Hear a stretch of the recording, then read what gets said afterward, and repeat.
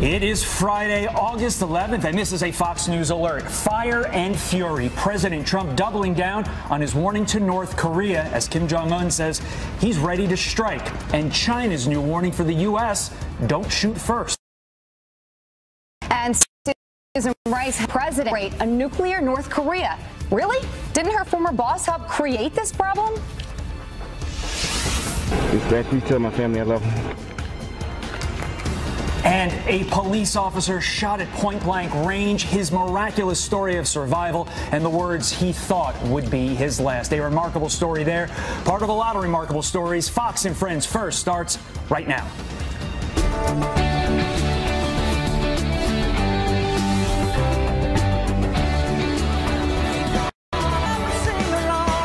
Though President Trump doubling down on his fire and fury comments. He says it wasn't tough enough, and China issues a warning to the U.S. overnight. Don't strike first.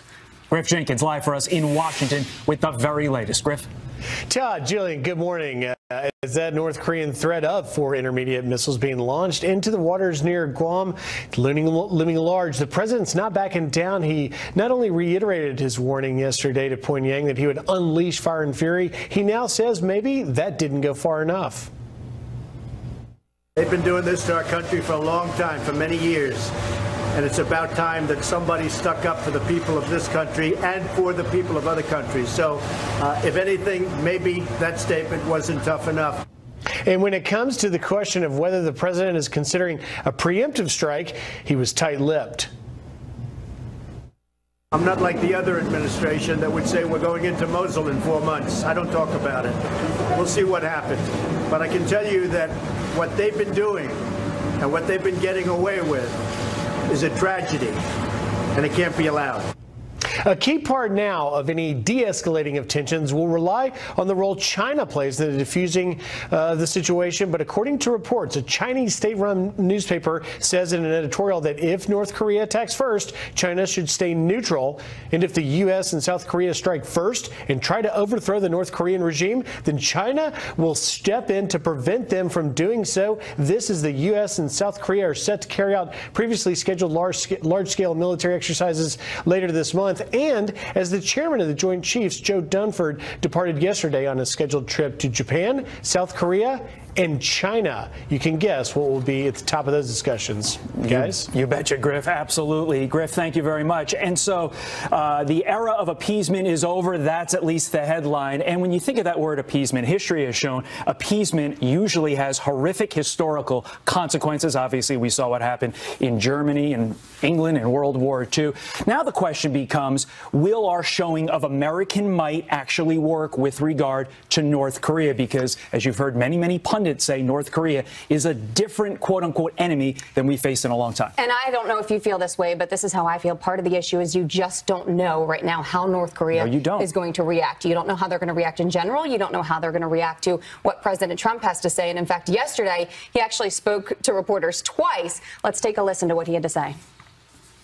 We are preparing for many different alternative events at North Korea. If he has disrespected our country greatly, we'll always consider negotiations, but they've been negotiating now for 25 years. Look at Clinton. He folded on the negotiations. He was weak and ineffective. You look what happened with Bush. You look what happened with Obama. Obama, he didn't even want to talk about it. But I talk. It's about time. Somebody has to do it. And so if you're wondering whether or not the policies of the past are over, President Trump just articulated yes, and General Jack Keane on our air echoed the same sentiments. The president is totally fed up now that he has all the facts in terms of what the last 25 years have been like with the Kim dynasty. He knows full well that his predecessors, through policies of negotiations, diplomacy, appeasement, and accommodation, have brought the Kim dynasty to the point now where they're nuclearizing ICBMs that threaten the American people. And that certainly has frustrated him, and he's fed up with it. And he's clearly sending a signal to this leader that I intend to deter you because I have, one, have the capability to destroy you, and I have, two, the intent to do it. I am not going to permit you to do harm to the American people. One of the things I liked hearing yesterday was when President Trump said, "I'd like to denuke the world."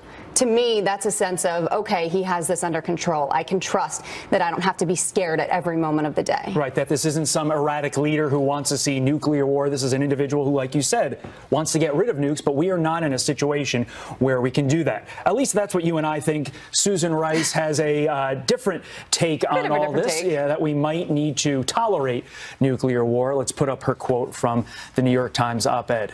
She writes, "But war is not necessary to achieve prevention, despite what some in the Trump administration seem to have concluded. History shows that we can, if we must, tolerate nuclear weapons in North Korea the same way we tolerated the far greater threat of thousands of Soviet nuclear weapons during the Cold War." And my only response to that is, nowhere did the president or our administration say we are going to war. We have basically said this is going to be our approach. We're going to be strong in the face of this bully.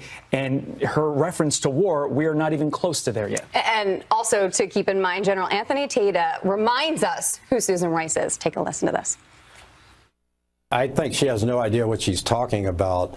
She was utterly incompetent as the NSA. She led us down a path with Iran that modeled a nuclear deal after what President Bill Clinton did with Korea in 1994 that resulted in what we've got today. And I think Susan Rice has all the credibility has no credibility. And so for her to say that, strategic patience, they ignored it for 8 years. And then on the way out, President Obama said to President incoming, then elect Trump, here's something that you're going to have to deal with. And finally, the president's dealing with it as he should, and he's not going to kick this can down the road. Expectedly, you'll hear a lot of experts talk on this in the coming days. We have a real expert on the region. She was both born there and is now an expert on Korean-U.S. relations. She's coming up in our next block. Excellent. All right, let's get on to some other news of the day right now. Beginning with this, the Pentagon now revealing that U.S. troops have recently come under direct fire in northern Syria. A military spokesman says it's not clear who was doing the shooting, but no one was hurt. There have been clear direct fire engagements that have not resulted in injury. We are prepared to defend ourselves if required. U.S. forces did not return fire. Since March, U.S. Special Operations Forces have been in northern Syria to help keep the peace after ISIS was pushed out. A Canadian diplomat in Cuba now being treated for the same hearing loss symptoms as a group of American officials. Earlier this week, a U.S. investigation revealed our diplomats were attacked with an advanced sonic weapon that operated inside or outside their homes in Havana. In retaliation, the U.S. expelled 2 Cuban officials from their Washington embassy. Cuba denies any involvement. Such a bizarre story there. Today, Russia will fly another spy plane over the U.S. days after buzzing over D.C. and President Trump's New Jersey golf course. U.S. officials say Russia is using the flights for propaganda purposes and to spy on things like our nuclear plans. But the legal mission is all part of the Treaty of Open Skies that allows unarmed surveillance flights over the territories of its 34 participating nations. A plane packed with passengers forced to make an emergency landing after the crew got sick. The JetBlue flight heading from Boston to San Diego landed in Buffalo, New York instead. A woman on board posting this picture, reportedly showing a crew member on a stretcher. The airline has not said what caused 2 flight attendants and the pilot to get sick. A new plane eventually landed in San Diego safely. A high school football player is killed when a practice drill goes horribly wrong. Police say a heavy log fell on 16-year-old Josh Miletto's head as his teammates carried it across the field on Long Island, New York. They tried to revive Josh on the field. He died at the hospital a short time later. Miletto would have started his junior year of high school in just a few weeks. A tragic story. Horrible, horrible situation. The opioid crisis, now officially a national emergency. President Trump taking a hardline stance as drug overdoses rise at horrifying rates. Marianne Rafferty brings us the details on the White House plan from Los Angeles. Good morning. President Trump waging a war on opioids as more than 100 Americans die every day from the deadly drugs.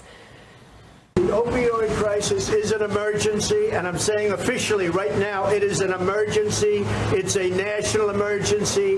We're going to spend a lot of time, a lot of effort, and a lot of money on the opioid crisis. The president speaking at his golf resort in Bedminster, New Jersey, saying his administration is drafting the paperwork. The declaration is expected to waive health regulations, expand access to treatment, and make overdose antidotes more widely available. New Jersey Governor Chris Christie, who leads the White House Opioid Commission, is praising the president, saying, quote, "I am completely confident that the president will address this problem aggressively and do all he can to alleviate the suffering and loss of scores of families in every corner of our country." The White House also creating a pilot program in 12 districts across the nation to focus on preventing opioid-related health care fraud and pill mill schemes. Back to you. Obviously, something has to be done. A time now 9 minutes after the hour. North Korea showing what they can do from the sky, but could they soon be capable of a sneak attack by sea? Our next guest is a former CIA analyst and just met with North Korean officials. She says yes. Shots fired! Dispatch, please tell my family I love them. And a police officer shot at point-blank range. His miraculous story of survival and the words he thought would be his last. Plus, sorry, Hillary, the investigation into Benghazi isn't over just yet. More Fox and Friends first when we come back. Welcome back to Fox and Friends First. We have brand new shocking video showing the moment a cop is shot at point-blank range. The message to his family and what he thought was his last breath will give you chills. We do want to warn you, some of you might find this video disturbing. Take your hands out your pocket! Take your hands out your pocket! Shots fired!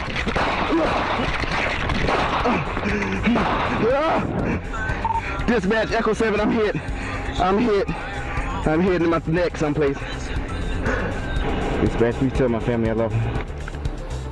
I have chills right now. South Carolina officer Quincy Smith coming under attack, responding to a call about a suspicious person.